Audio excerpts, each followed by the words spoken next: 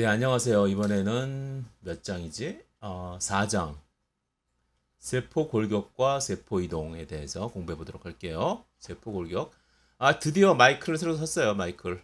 그동안 제가 코로나 시절에 온라인 강의하면서 쓰던 굉장히 가성비 좋은 여러 가지 친구들의 의견을 많이 들어서 소야라는 이제 브랜드의 핀 마이크를 사용했었는데 소야, 소세지 야채 볶음 할 때 소야예요.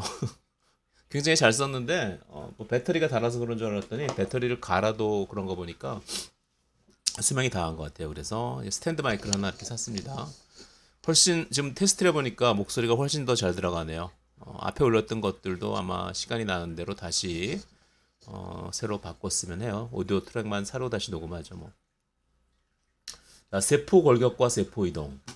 이 만화는 좀 과장해서 그린 건데 저렇게 실제로 세포가 이동하기 위해서는 우리가 뼈가 있기 때문에 뼈에 달린 근육이 이제 수축과 이완을 반복하면서 우리 몸을 움직여서 우리가 사지를 움직여서 이동할 수 있는 거잖아요. 그것과 마찬가지로 세포도 사실 뭐 혼자 있는 것 같아도 이쪽으로 막 움직이기도 하고 세포가 여러 개 붙어 있는 군락에다 이렇게 상처를 내면은 빈 공간이 생기면 그쪽으로 이렇게 빠져나가기도 하고 그죠? 세포가 움직이는 데 있어서 또한 세포가 모양을 유지하는 데 있어서 이 세포 골격이라는 게 얼마나 중요한지 지금부터 차근차근 배워보도록 할게요. 세포 골격과 세포 이동. 세포 안에도 뼈가 있다고 세포 안에서 뼈 역할을 하는 여러 세포 골격에 대해서 알아보고 한 종류가 아니라는 거죠. 세포 골격을 이용하여 세포가 움직이는 현상인 세포 이동에 대해서도 공부해보자. 자, 우리 몸에 뼈대가 있는 것처럼 세포에도 뼈대가 있어요. 우리 뼈에 붙은 근육이 수축하고 이완해서 우리가 신체를 움직일 수 있다는 거 우리 다 알죠, 그죠? 우리 세포 안에도 뼈대에 해당하는 골격이 있어서 우리가 모습을 유지하고 움직일 수 있다고 해요, 세포들이. 교수님, 근데 세포도 움직여야 하나요? 제자리에 가만히 있는 거 아니었어요? 내 몸의 조직에 상처가 났을 때를 생각해봐. 결합 조직을 이루던 세포들이 움직여서 상처의 빈 곳을 우리가 우운드 힐링, 상처 치유 과정이라고 하죠. 상처의 빈 곳을 메우게 된다. 자, 비디오 캡처 장치 좀 필터를 좀 넣어야겠어요. 너무 적나라하게 제 모습. 그리고 발생 과정에서도 우리가 하나의 수정란에서 이렇게 수정란이 세포 분열을 반복하면서 이렇게 두 세포가 되었다가 네 세포가 되었다가 여덟 세포가 되었다가 나중에 뭐 배반포가 되었다가 여러 배합을 형성하면서 각자의 위치로 이동해서 조직을 형성하죠. 뭐 내배합에서 유래된 조직, 중배합에서 유래된 조직, 뭐 외배합에서 유래된 조직 이런 쪽으로. 그럴 때도 역시 하나의 위치에서 세포가 이쪽 저쪽으로 이동하려면은 세포의 이동이 역시 중요하겠죠, 그죠? 세포가 움직인다는 사실은 간단한 실험으로도 알 수 있다. 일단 배양 접시에다가 세포를 꽉 찰 때까지 키운다. 배양 접시에 키우면 세포가 이제 2차원적으로 평면적으로 쫙 붙어서 자라요. 왜냐하면은 어딘가 붙어야지만 대부분의 세포는 앵커리지 디펜던트 어디에 붙어야지 세포 외부 물질, 세포 외 기질이라고 하는데 거기 붙어서야지만 생존을 하거든요. 그래서 저 배양 접시 표면은 특별한 이제 처리가 되어 있어요. 실제로 생체 내에서 세포들이 붙는 세포의 기질하고 비슷한 화학적 성질을 갖도록 처리를 한 거죠. 그래서 거기에 세포들이 붙어서 이렇게 딱 2차원 우리 모노레이어라고 하는데 한 겹으로 쫙 붙어서 자라요. 물론 어떤 형질 전환된 암세포 같은 것들은 막 3차원적으로 위에 막 겹쳐서 자라기도 하죠. 어쨌든 처음엔 성기게 이렇게 드문드문 흩어져 있다가 오랫동안 키우면 이제 빽빽하게 우리 컨플런터라고 하는데 꽉 차가지고 자랄 때까지 키울 수가 있어요. 그 이후에 뭐 피펫 팁 실험하신 분들은 알죠? 파이펫맨에 끼우는 액체를 갖다가 운반하기 위한 팁이죠. 그걸 끼워가지고 쫙 긁으면 이렇게 예쁘게 쫙 긁어지고 여기 옆구리가 터져가지고 죽은 세포들도 있겠죠. 근데 시간을 두고 오랫동안 배양을 하면 이제 세포가 슬슬 움직여 볼까 하고 이쪽에 있는 세포들이 움직여서 저 빈 자리를 이렇게 메꿀 수가 있어요. 자, 그래서 이런 모델을 가지고 여러 가지 실험들을 하죠. 뭐 어떤 드럭 같은 것들을 갖다가 처리해서 실제로 세포의 이동을 더 증가시킬 수 있나 아니면 더 저해시킬 수 있나. 실제로 이제 세포가 암화되는 과정에서 암세포의 전이 같은 경우에 이렇게 세포들의 움직임이 증가하는 경우가 많거든요. 그래서 이런 세포의 움직임을 뭐 저해할 수 있는 약물을 개발한다든가 세포의 움직임을 저해할 수 있는 뭐 유전자를 찾아내서 그 유전자를 저해한다든가 이런 방법으로 우리가 연구들을 하고 있어요. 업계의 비밀이에요. 비밀은 아니고요. 논문 찾아보면 더 나오는데 뭐. 자, 개체의 발생 과정에서 세포의 이동은 중요하다.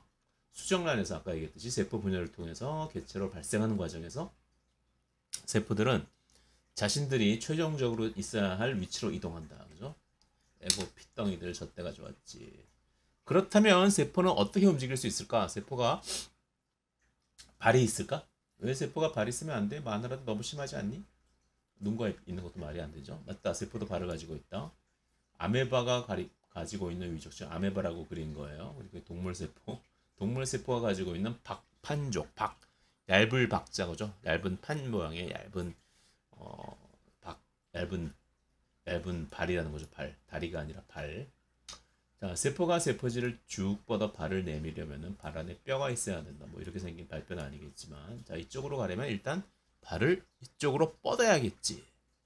역시 너는 뼈대 있는 집안의 후손이다. 세포 안의 뼈, 즉 세포 골격은 우리의 뼈와 같은 이제 미네랄이 이렇게 디파짓되어 가지고 만들어진 성분이 아니고 단백질로 만들어져 있어요. 단백질, 딱딱한 단백질, 리지드한 단백질, 휘지 않는 그런 단백질. 단백질은 닭가슴살 만드는 물렁물렁한 거 아니야? 단백질로 어떻게 골격을 만들어? 너는 얼마나 다양한 단백질과 단백질의 기능이 있는지 모르는구나. 모를 수도 있죠. 뭐 모르면 모르는 거죠. 뭐. 단백질로 이루어진 세포 골격은 크게 세 종류로 나눌 수 있다. 세 종류. 자, 이거 외워두세요. 미세섬유 가장 가는 거. 우리 액틴 필라멘트라고 하죠. 미세섬유 약 7나노미터 정도의 두께. 액틴, 동그란 액틴 단백질이 연결되어 만들어진다. 액틴 단백질은 ATP를 차고 있어요. 그래서 ATP를 차고 있는 놈들끼리는 서로 연결이 잘 돼요. 나중에 배우겠지만.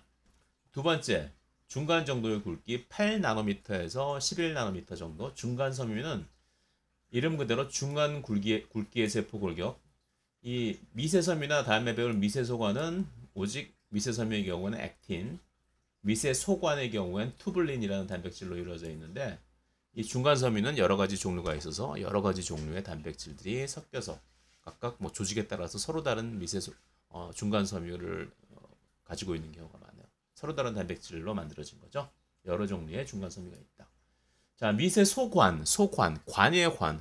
튜블, 마이크로 튜블이라고 하죠. 튜블. 그래서 이런 투블린이라는 단백질, 알파, 베타, 뭐 색깔을 다르게 그렸는데 알아보기 쉽게 하기 위해서 뭐 실제로 색깔이 있거나 그런 거 아니라는 거 다 아시죠, 그죠? 얘네들이 두 개가 붙어가지고 이렇게 관 모양을 형태를 취해요.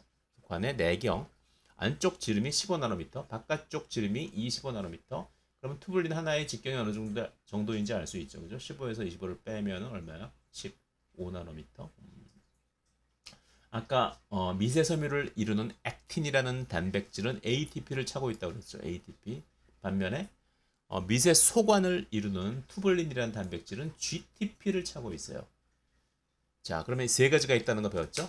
미세섬유, 중간섬유, 그리고 세 번째로 미세소관, 가운데 구멍이 뚫린 관. 가장 가는 미세섬유는 구형 단백질인 액틴이 연결되어 만들어진다. 앞 페이지에서 이야기했듯이 액틴은 ATP를 결합할 수 있는데 ATP를 옆에 차고 있는 거죠. ATP를 결합한 액틴끼리는 서로 친화도가 높아져 가지고 서로 결합하는데, 반면에 ATP가 오랜 시간이 지나면 ATP가 ADP로 저절로 가수분해가 될 수도 있어요. 물론 효소의 도움을 얻어서 빨리 가수분해가 될 수도 있지만 시간이 지나면 저절로 가수분해되는 경우도 있어요.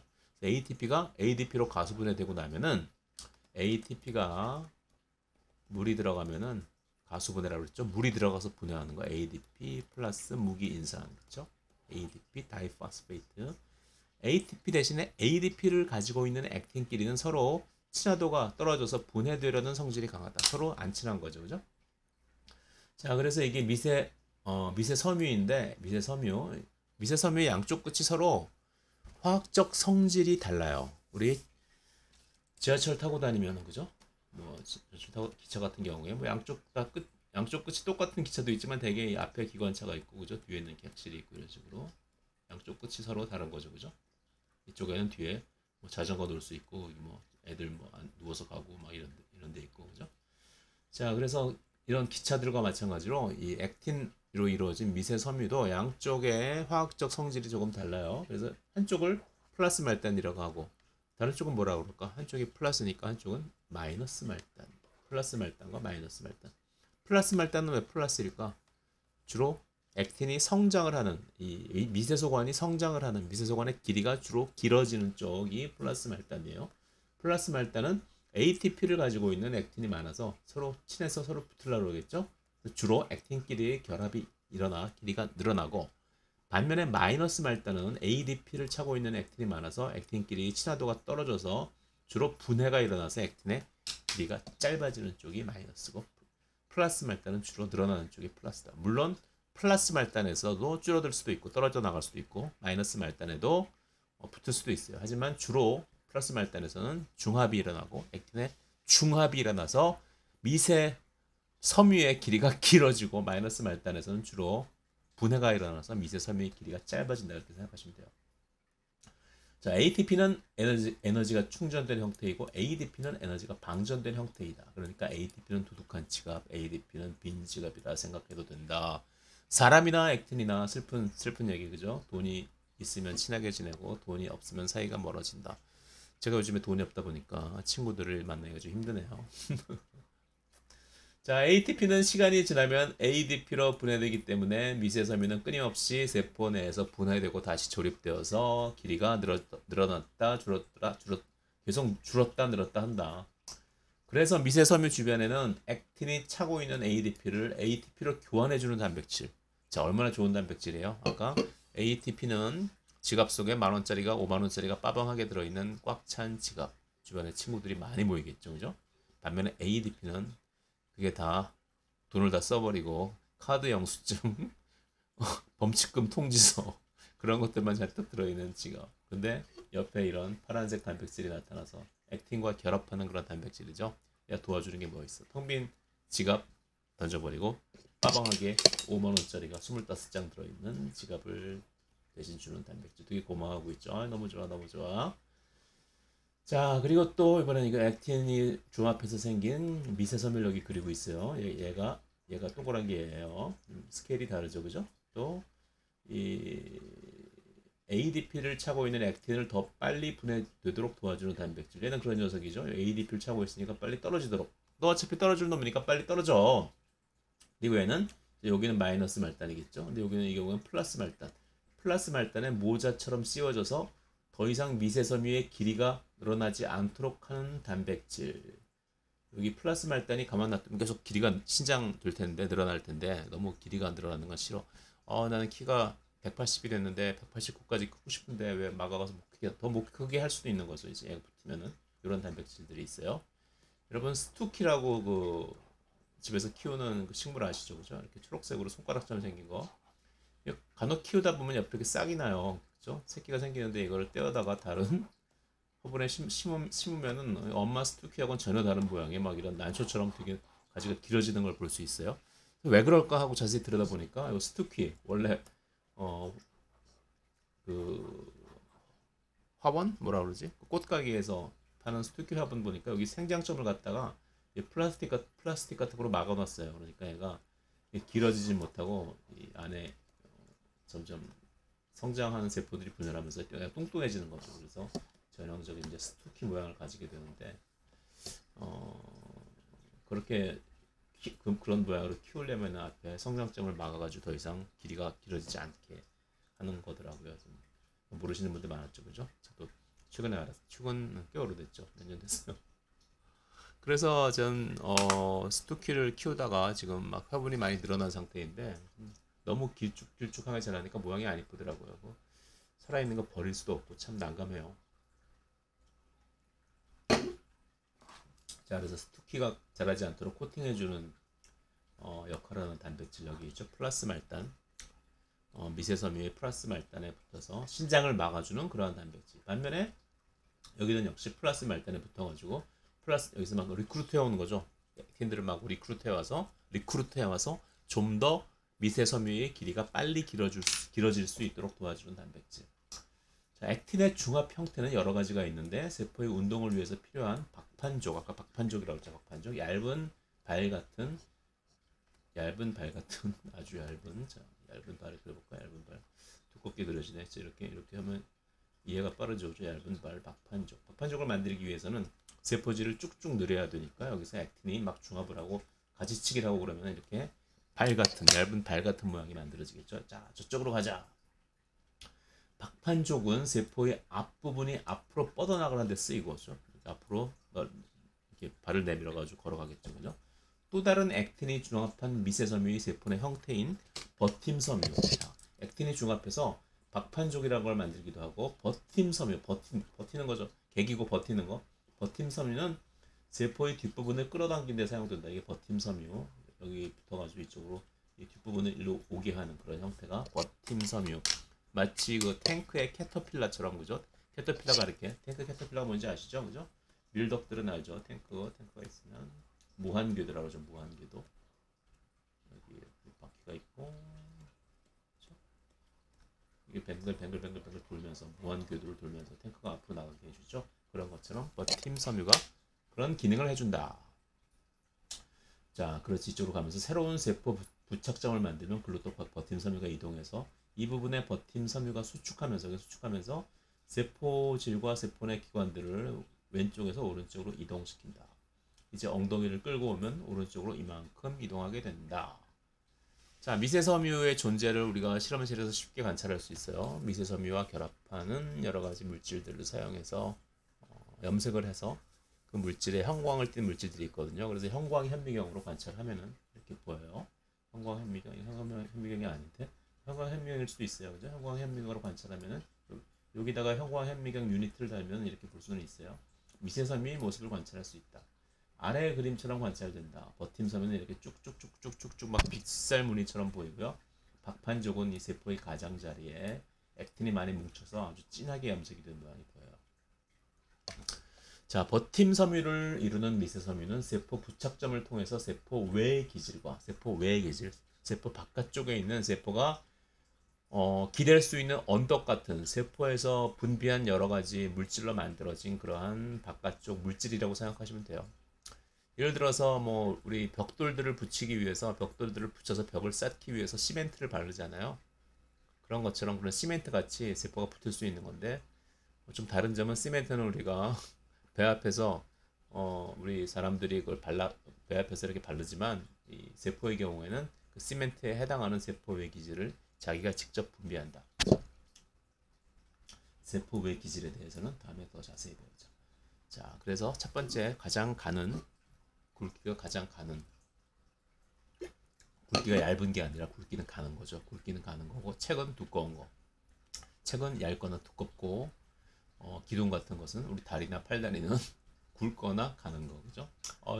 다리가 너무 두꺼워져서 고민이에요. 그건 틀린 말이죠. 그죠? 다리가 너무 굵어져서 고민이에요. 다이어트 하고 싶어요. 근데 최근에 두껍다 굵다를 갖다가 혼동해서 쓰는 사람들이 많아서 뭐 굵다 두껍다도 뭐 같은 표준어로 뭐 만들 수도 있다 뭐 그런 얘기 들어본 것 같은데 정확히 모르겠어요. 자, 굵기 두께가 아니고 굵기가 중간인 중간섬유는 여러 종류의 단백질로 이루어져 있다. 아까 얘기했죠? 중간섬유에는 여러 가지 종류가 있다. 머리카락을 이루는 단백질인 케라틴도 중간섬유를 만드는 데 쓰이고 바이멘틴, 데스민, 라민 기억나죠? 우리 세포 핵 구조 배울 때 세포 핵 구조 안에 이렇게 망사 모양으로 그래서 떠받쳐가지고 세포 핵이 구형의 모양을 가질 수 있도록 도와주는 단백질 라민도 역시 중간섬유다. 우리 중간섬유의 기능도 세포의 모양 유지나 세포들이 모여서 이루어진 조직에 튼튼함을 부여해주는 역할을 한다. 그리고 중요한 사실이 조직의 종류마다 서로 다른 중간섬유가 쓰이기 때문에 미지의 조직이 어떤 조직인지 동정하기 위해서 중간섬유가 쓰이기도 한다. 앞에서 배운 대로 핵막의 모양 유지에 한몫하는 라민화도 라민이라는 여기 나와 있는 중간섬유 단백질로 이루어져 있다. 자, 중간섬유 끝났어요. 그죠? 다 배웠어요. 제일 중요한 거는 굵기가 중간이고 여러 가지 종류가 있다. 그리고 마지막으로 가장 두꺼운 세포 골격인 미세소관은 속이 빈 튜브 형태로 투블린 일양체가 모여져 만들어진다. 튜블린이라고 쓰고 투블린이라고 읽어요. 자, 투블린 알파와 투블린 베타는 합성되자마자 짝을 이루어 투블린 일양체를 만든다. 자, 발음이 튜블린인지 투블린인지 정확하지 않아서 제가 유튜브에 보면은 어떻게 발음하는지 나와 있어요. 그래서 유튜브에 발음을 하나 들려드릴게요. Tubulin or tubulin. 이건 비슷한데 튜블린 or 튜블린. 튜블린이라고 하는 친구도 있고, 얘도 약간 목소리 달라요. Turbulent. 터블린. 아, 이거 참 누가 맞는 거지? turbulent, 튜블린. 중요하지 않은데 계속 들어볼까? tubulin, 튜블린. tubulin, 자, 어쨌든 튜블린인지 투블린인지 어쨌든 튜블린이 두 개가 뭐인데 알파 튜블린하고 베타 튜블린이 있어요. 자, 아까 얘기했듯이 액틴 미세 섬유를 만드는 액틴은 ATP를 결합하고 있다고 했죠. 그래서 ATP를 결합한 애들끼리는 친하고 ATP가 가수 분해된 ADP를 결합하고 있는 애들은 친화도가 떨어져가지고 분해된다고 그랬죠. 이 투블린도 비슷한데 얘는 다른 점이 ATP가 아니고 GTP. 그래서 GTP 차고 있는 애들은 서로 친해서 서로 결합해가지고 서로 결합해서 이제 빨리 쭉 연결되어가지고 미세 소금을 만들고 싶어하고 액틴 걔네들은 ATP 결합하고 있지 우리들은 ATP 말고 GTP와 결합한다. GTP를 결합한 투블린 일양체들이 서로 더 잘 결합해서 일양체들끼리 서로 더 잘 결합해서 일양체가 4량체, 6량체, 8량체를 만드는 거죠. 서로 더 잘 결합해서 더 쉽게 미세 소관을 만들어낸다. 자, 미세 소관의 플러스 말단과 마이너스 말단에 대해서는 다음 시간에 배우도록 할게요.